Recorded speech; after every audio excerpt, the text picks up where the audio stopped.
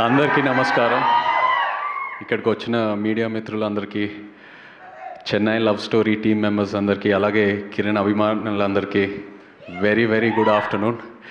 అందరు నాకు thank you చెప్తున్నారు ఈ ఈవెంట్కి వచ్చినందుకు. నాకు నిజంగా థ్యాంక్ యూ చెప్పక్కర్లేదు. నాకు ఇక్కడ ఉండి మీ సక్సెస్ని సెలబ్రేట్ చేయటం నాకు ఎంతో ఆనందంగా ఉంది. యాక్చువల్లీ రాజేష్ నాకు ట్రైలర్ రిలీజ్ ముందే ఫోన్ చేశాడు, సార్ ఇలా రేపు ట్రైలర్ రిలీజ్ చేస్తున్నాము రాగెళ్తారా అంటే, ఒక వేరే కమిట్మెంట్ వల్ల నేను ఆ ఈవెంట్కి వెళ్ళలేకపోయాను. చాలా బాధపడ్డాను. బికాస్ ఈ సినిమా సక్సెస్ అయిన తర్వాత వచ్చి ప్రమోట్ చేయటం కాదు, సక్సెస్ ముందే అప్పటి నుంచే వీళ్ళతో ఉండి ప్రమోట్ చేయాలని నాకు ఎంతో ఉన్నింది లోపల. బికాస్ నాకు లవ్ స్టోరీస్ అంటే పిచ్చి. అండ్ ఒక టైంలో నిజంగా నాకు భయం వేసింది. కోవిడ్ తర్వాత లవ్ స్టోరీస్ తీయటం, లవ్ స్టోరీస్ రిలీజ్ అవటం చాలా తగ్గిపోతున్నాయి. ఏంటబ్బా ఆడియన్స్ థియేటర్స్కి వెళ్తారా లవ్ స్టోరీస్కి అనేది. అండ్ మెల్లగా మళ్ళీ ఆ ట్రెండ్ స్టార్ట్ అయింది. అండ్ ఈ చెన్నై లవ్ స్టోరీతో మళ్ళీ ఒక కల్ట్ లవ్ స్టోరీ ఇచ్చారు. సో ఇవాళ ఇక్కడ ఉండటం నాకు ఎంతో ఆనందంగా ఉంది. అండ్ అదే కాకుండా మనం నంబర్ ఆఫ్ లవ్ స్టోరీస్ చూసేసాం. ఇద్దరికి పరిచయం మొదలయ్యి పెళ్ళి వరకు ఆ challenges, different reasons, family reasons or caste, religion, ఎన్నో రీజన్స్ వల్ల కాన్ఫ్లిక్ట్స్ రావటం అవన్నీ చూసేసాం. బట్ ఒక పెళ్ళైన తర్వాత స్టోరీ ఏంటి, ఒక హార్ట్ బ్రేక్ అయిన తర్వాత స్టోరీ ఏంటి, ఇలాంటి కాంప్లెక్సిటీస్ ఎన్నో ఉంటాయి అందరిలో. అండ్ ఇవాళ ఉన్న జనరేషన్కి అదే ఎక్కువ కనెక్ట్ అవుతున్నాయి. అండ్ ఒక క్లోజ్డ్ రూమ్లో, ఒక క్లోజ్డ్ డోర్లో ఒక కపుల్కి జరిగే కొన్ని విషయాలు, వాళ్ళ ఇద్దరి మధ్యన హైస్ అండ్ లోస్, ఇలాంటి మూమెంట్స్ ఎవరు క్యాప్చర్ చేయట్లేదు. అండ్ ఇలాంటి లవ్ స్టోరీస్ నేను ఒక యాక్టర్, ఒక ఆడియన్స్గా ఎంతో ఎదురు చూస్తున్నా. ఇలాంటి టాపిక్స్ ఎందుకు టచ్ చేయట్లేదా, ఇలాంటి స్టోరీస్ రావాలి కదా అని. అండ్ అలాంటిది చెన్నై లవ్ స్టోరీ వచ్చింది. So I felt so happy after watching the film. ఎంతో మెచ్యూరిటీ ఉంది ఈ రైటింగ్లో. సాయి రాజేష్ గురించి చెప్పాలంటే, వేర్ ఐ వాజ్ రియలీ, నా రెస్పెక్ట్ ఎక్కడ పెరిగిందంటే, ఇంత బ్యూటిఫుల్ స్టోరీ ఉండి తను జస్ట్ ప్యూర్గా ఈ కథ రాసి వేరే ఒక డైరెక్టర్కి, ఒక కొత్త డైరెక్టర్కి ఈ కథ అప్పచెప్పాడు కదా, that is amazing.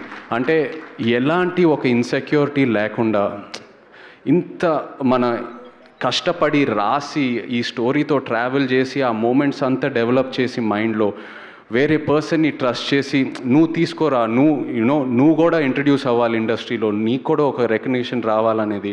So Rajesh, really hats off to you for that. And నేను ఇప్పుడే విన్నాను కూడా, బేబీ టైంలో రవి చాలా హెల్ప్ చేశాడని ఎడిట్లో. So really for trusting Ravi and giving him that life. Congratulations Rajesh ఆ విషయంలో. అలాగే టు ద డైరెక్టర్ రవి, ఇలాంటి ఒక మెచ్యూర్ టాపిక్, కాంప్లెక్స్ ఇమోషన్స్, అంటే ఒక ఎక్స్ లవర్, ఒక అమ్మాయి అండ్ ఇంకో అబ్బాయి, ఇలాంటి ఒక ట్రయాంగిల్ సిచ్యువేషన్లో కొన్ని ఈ ఇమోషన్స్ ప్రజెంట్ చేయటం అనేది చాలా గ్రౌండ్ లెవెల్లో ప్రజెంట్ చేశాడు. ఈ ఇమోషన్స్ అందరికీ కమ్యూనికేట్ అయ్యేటట్టు. అండ్ ఆల్ ఆర్టిస్ట్ ఎంత బాగా పర్ఫామ్ చేశారో. So congratulations to you on that Ravi. And of course SKN నిజంగా ఒక సినిమాని గ్రౌండ్ లెవెల్ ఆడియన్స్కి ఎలా తీసుకెళ్లాలో ఎస్కేఎన్కి బాగా తెలుసు. సినిమా తీయటం అనేది ఒకటి, బట్ ఆ కంటెంట్ తీసుకెళ్ళటం అనేది ఇంకో ఒక క్వాలిటీ. అండ్ నాకు తెలుసు తండేల్ టైంలో నాకు ఎంత సపోర్ట్ చేశాడో. ఇన్ఫ్యాక్ట్ నేను చందుతో, వాసుతో అనేవాడిని తండేల్ టైంలో, అరే మన పబ్లిసిటీ, మన సినిమా అలా ప్రమోట్ చేయాలనేది, ఒకసారి ఎస్కేఎన్ని అడిగి చూద్దాం అనేది. So much he has supported me. Thank you so much. I'm so happy for you SKN. Kiran నిజంగా అప్పుడు ఐ స్టిల్ రిమెంబర్ ఆడియో ఫంక్షన్లో తను ప్రీ రిలీజ్ ఈవెంట్లో తను మాట్లాడిన తర్వాత నేను చాలా ఎమోషనల్ అయిపోయా. స్టేజ్ మీద అసలు ఎక్స్పెక్ట్ చేయలేదు. I got very emotional. ఇంటికి వెళ్ళాక ఆలోచించాను, ఎందుకు ఇలాంటి కష్టాలు వస్తున్నాయని. But today standing here, I'm so happy for him. అన్నీ దాటేసి ఒక మెట్టు కాదు, ఎన్నో మెట్లు ఎక్కి పైకి వచ్చాడు యాజ్ అన్ యాక్టర్గా. ఒక బ్రాండ్ పడిపోయింది కిరణ్కి. అండ్ తను ఎంత కష్టపడతాడో తెలుసు. ఇంకా క్యారెక్టర్లోనే ఉన్నాడు.